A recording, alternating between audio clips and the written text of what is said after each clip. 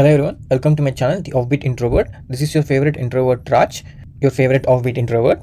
In this video, I'm just going to talk about something that I recently discovered about personal finance, financial stability, and financial independence. As part of my quest, I just came to know that I'm very lagging behind in all these aspects. This video might feel like a rant video because I recently found out that I'm really lagging behind in all these crucial aspects. So being a 90s kid, I feel like I'm stuck in the 90s and the methods and the approaches that were followed for finance management at that point in time. And the world is running in a 100 km per hour speed while I'm going in a cycle with 10 km per hour speed. I also feel like I'm really out of date, and this is just a wake up call after getting a really huge shocking revelation for me. To be honest, I did not find any solutions yet. I just identified there are some problems that I need to deal with, which I wasn't aware until now.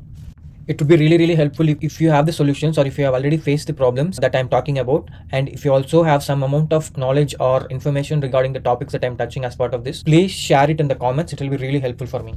First, I'll start off with things that I've identified so far as part of this huge problem I'm in. So if you feel like I'm on the wrong path or I'm talking about something stupid, please share it in the comments. That will be really helpful for me. To start with, I'll just give you some basic context on my background. I'm currently in my early 30s with a constant 9 to 5 job that I'm working to get paid and to keep my life going. I've started working as soon as I came out of college. Also, I've come from a really middle class background where my parents used to work all the time. Initially, we lived in a small quarters house which was shared amongst multiple people. Then we moved to a separate house. Then my father was able to afford a house on his own when he turned around 35, which is the same age group as I'm in right now. He bought a house with some of his savings along with the loan that he was able to get from the bank. Even though I'm in the same age group as my father when he bought the first house, I'm still nowhere close to the financial stability and the position in life that he has attained when he was my age, which was a really shocking revelation for me at this point in time. First, I'll start off with the differences that I have identified between my father's generation and my current generation that I'm in. Earlier, it used to be hard to earn, and it will be even harder to save the money that we earn. Also, it used to be really hard in getting a loan during that time. However, now it is really easy to get a loan of any amount, irrespective of these loans being given on basis of your earning capacity. It is also provided based upon the fact that they can somehow collect the money out of you, and interests are the only way that banks run very profitably these days. Another biggest difference is the taxation. Even though it was harder to earn an income in the earlier times, it was comparatively easier for them to invest and get some profit based upon buying a property or something, based upon the savings that have so far based upon their income. And also on top of that, the tax brackets were really low and they were able to easily manage the loss on the taxation that happened on that time. But now the tax bracket have increased incredibly and they are a huge pain for us. Also, there are different types of taxes like GST, VAT, etc., which are a huge inconvenience in their own way. Even if you are making some profit out of any of the investments or property selling or anything as part of your savings, you need to pay huge amount of tax by losing the money that you have earned. Also, making the profit or any amount of extra money that we gain useless and really tiny, because this taxation is a huge inconvenience to the normal middle class people. Another difference is that there were only less amount of investment options in the earlier times that were really easy and were really affordable as well as manageable. For example, there were options like buying a property or buying a house, or even like fixed deposits were really convenient and worthy of their money to be invested. But nowadays there are a lot of investment options which are really hard to understand and are also like really of high risk factor compared to the previous times. Also, the methods like buying a property and other things are really incredibly hard nowadays because of the huge rise in price. The next biggest issue that I've identified as part of the difference is the inflation. So inflation is the rise in cost of things that we are able to afford over a period of time. So inflation has grown tremendously compared to the previous generation, and things are really unaffordable for most of them because the prices have reached a new height compared to the purchasing power of any of the normal middle class people. This is a huge deal breaker for me. I felt like it's one of the most tedious and hard to digest fact that I recently came aware of. Inflation typically means that the money you have in your bank loses its value in an incredibly faster rate. For example, if you are buying a chocolate today for X amount and you are keeping that X amount in your bank instead of buying the chocolate, the price of the chocolate increases to be 50% more, which typically means that the money you have in your bank account is really useless and you will never be able to afford the chocolate with the money in your bank account. Once I came to know about this, I felt really dizzy because it's a lot of hard facts to be able to digest it by a simple middle class man like me. Another change in the current world is there are a lot of luxuries that people are chasing against, and there are a lot of options that keep changing over time. For example, in the previous age, if a person was able to afford a house along with a car, he's a big deal, and that's a good status to attain, and it is also really affordable for some of them. But nowadays, the luxuries keep changing over time. Even if you have multiple houses and multiple cars, you aren't satisfied with what you have, and you keep pushing yourself towards something that is unrealistic, and you are moving away from the point of satisfaction and ability to tell that you have enough to sustain in this ever-changing world. Another major difference that I felt as part of the generation gap is that the ability to afford anything that makes sense to live our life. For example, considering a situation in the previous age, if a property can be afforded with value X, now the value has multiplied 10 times and the purchasing power of any individual hasn't multiplied at that same rate. So it is really difficult for anybody to sustain the change in price and value of anything that makes sense and that are really important to us to be on a position to purchase or be able to afford. This is impacting greatly on financial stability and financial sustainability of an individual who is in a middle class background. Now I will dive into my current state and the current situation that I'm in. Even though I have a job at the moment, I'm not sure how long I'll be able to survive this job. I'm also not sure on how long my job will be relevant in the future years, because being a software engineer, things change rapidly over time and there are a lot of changes in the software industry. I believe like people won't be relevant after a long time, for example like say 10 years or 15 years. So I believe my role will be redundant after 15 years and I'm not sure what to do after that. However, my parents and the previous generation, they had a safety net of pension along with a lot of other job guarantees that comes with the generation, because they had more demand for jobs and less number of people with qualifications. But now the tide has turned and there are a lot of people who are getting graduated and there are only limited amount of jobs. Also, in this generation, we do not have such guarantees of pension which are highly valued, or any of the benefits such as job security and job guarantee that came along with the previous generation job profiles. Most importantly, in this generation, we need to plan everything related to the job security and financial stability, such as pension and future planning on our own with very limited resources and lot of external factors like taxation and factors such as inflation that affect our ability to survive this world.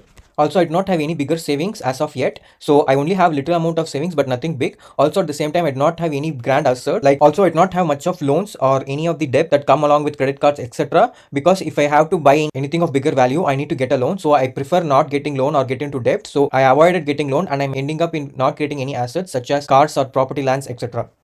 Also, at this point, I do not have bigger plans for my future as well, because everything is a variable.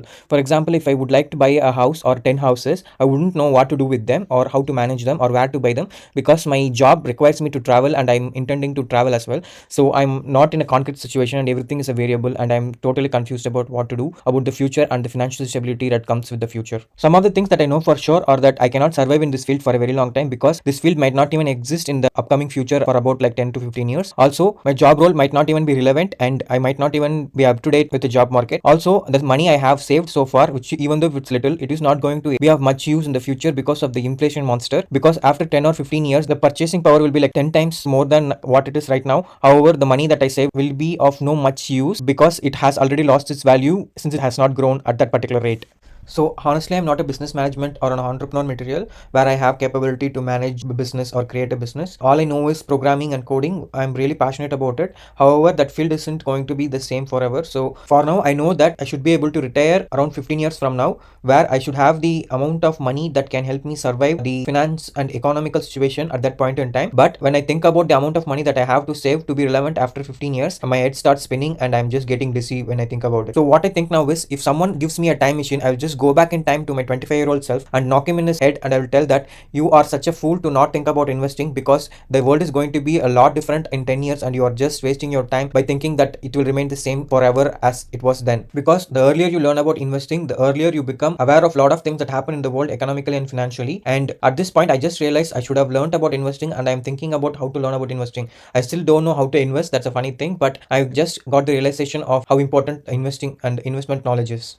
For those who are in the same boat as I am, I'm willing to share what I've learned so far and what are the things I'm trying to improve on my current helpless situation. The very first and the most important thing is to realize how important investing is and to think about learning on various investment techniques and methods that are available. It's not super important to start investing immediately. However, you should know that investing is an important aspect in financial management and financial stability, and you should be able to visualize on what are the things you should learn and what are the things that will suit you in order to survive this ever-changing financial world. I just come to this point as part of the self-realization that I need to learn a lot about investing and I need to start investing as well. First, I'm just trying to know what suits me, because I'm not a person who usually takes a lot of risks in any of the aspects, especially like investing. So I'm just trying to learn about the instruments and investment methods that will be of much apt to me. I don't like to gamble or throw away money without analyzing or knowing the risk of anything that's involved. So especially it comes to investing, it has a lot of risk on the financial instruments and the investment methods that are available at this age. So, in order to educate myself related to the newer investing methods and technologies and other aspects that are currently running in this world, and to learn a lot about personal finance and financial stability, I've chosen a couple of books. One of the books is Rich Dad Poor Dad. I didn't purchase the book yet because I wasn't really sure whether it will be really suitable for me. So, I would like your comments on that to know if this book will suit a person from India from a really middle class background and has really less amount of knowledge on investing and is not willing to take too much risks on investing and fancy instruments like Bitcoin or cryptocurrency. Do share your thoughts in the comments on any other relevant books that I can go through in order to educate myself and to get out of this miserable situation with financial stability and financial planning. Next is my thought process related to retirement and to retire in around 15 years from now. So I just came to know about this method called FIRE, which gives you the amount of money that you need to save or you need to have in order to retire at a particular amount of time based upon three different types of strategies that you can use. The first type of FIRE method is lean FIRE, in which you have to continue working on your 9 to 5 job forever for a long amount of time as much as you can. Given that you don't invest that much on any of the high risk instruments or save only a little and you just spend your salary mostly on your expenses on top of only little investment. As mentioned, this method means that you need to continuously work for a long amount of time and it will take a long time for you to retire as well. Then the next type is fat fire, where you can save a lot of money and you can also invest in like really high yielding, high risk investment methods. You gain a lot of money at a very short amount of time and you can stop working immediately once you achieve this amount because you have already invested and gained that amount on a particular amount of time. So with this method, you can retire really early and you will also have sustainable amount of money to survive your retirement, and you can even continuously invest and gain more amount as well. Third one is the mid range of the lean fire and fat fire, which is called as the barista fire, in which you can work on your 9 to 5 job for a considerable amount of time. You work on medium risk investing methods and techniques, and you also save and spend on your day-to-day expenses, and to make sure that you also branch out your income stream into multiple types, and you will be able to retire at least at 10 or 15 years based upon the amount of investment that you do. And with this, you can reduce or come out of your 9 to 5 job gradually instead of abruptly like the fat fire method. I came to know about these techniques from various financial influencers in the social media. I follow a couple of them, but I personally feel that not all of them are super useful because most of the financial influencers don't even try the products that they recommend to their followers. Also, they try to push some of their products that aren't even like really good, and some of them they try to push their company or product or any other aspects that they are coming up with to gain money on their own firm instead of genuinely interested in sharing useful information that can actually be helpful to educate the others who are following them. At this point in time, the aspect that is really practically impossible for me is the fat fire technique, where I save a huge amount of money and get out of my 9 to 5 job abruptly and enter my retirement phase, which is like really impossible for me if I think about it practically. So I'm just leaning towards the barista fire technique, where I can branch out my incomes to something passive based upon my passions, such as a new skill, new job, or a new business that you start on your own, or different types of investment practices or investment techniques that you do to actually increase your money or your savings and decrease your dependency on your 9 to 5 job, and then gradually come out of your 9 to 5 job when it feels comfortable to enter the retirement phase. So the crucial and important tips are to educate yourself to gain more knowledge on what are the investment options, how the investment world and economy has evolved in the current world, and what are all the resources that will really be apt and suitable for you that can help you with your financial goals and financial stability aspects that you're looking for in your life. You can achieve this by reading a lot of books and going through a lot of resources in the internet that are most suitable for you in your real life aspects. Next is to generate passive income using side hustles and branching out your income stream based upon your passions, skills, and interests that are matching in the real world. Mainly, you should make an assessment of your 9 to 5 job or your main job, how it is going to scale over the period of time, whether you can survive it on longer time basis, and also make sure to make smart decisions based upon investing and how to make best out of your hard earned money and the savings that you make out of it. In this video, I believe I've talked about a lot of information related to financial goals and financial stability and independence. I know it's a lot, and I also feel like I've mostly ranted out my emotions and my stress on this video because it's really frustrating to think about these real world aspects that are impacting our day-to-day life and our future. I hope you gained some information that is useful to you, and if you also have any comments related to what I'm thinking, whether I'm on the right path of thinking or I'm making my life too complicated with something that's irrelevant to this real world, please share it in your comments. That will be really helpful for me. Also, don't forget to share my videos and my channel to your friends and tell them that there is an introvert like me who dares and makes best out of his living by pushing his boundaries and limits, especially with long-term goals and aspirations and dreams that gives meaning and purpose to his life. Keep supporting me. Subscribe to my channel. Don't forget to press the bell icon to get notifications on my future videos that you may find useful as well. Thanks for watching.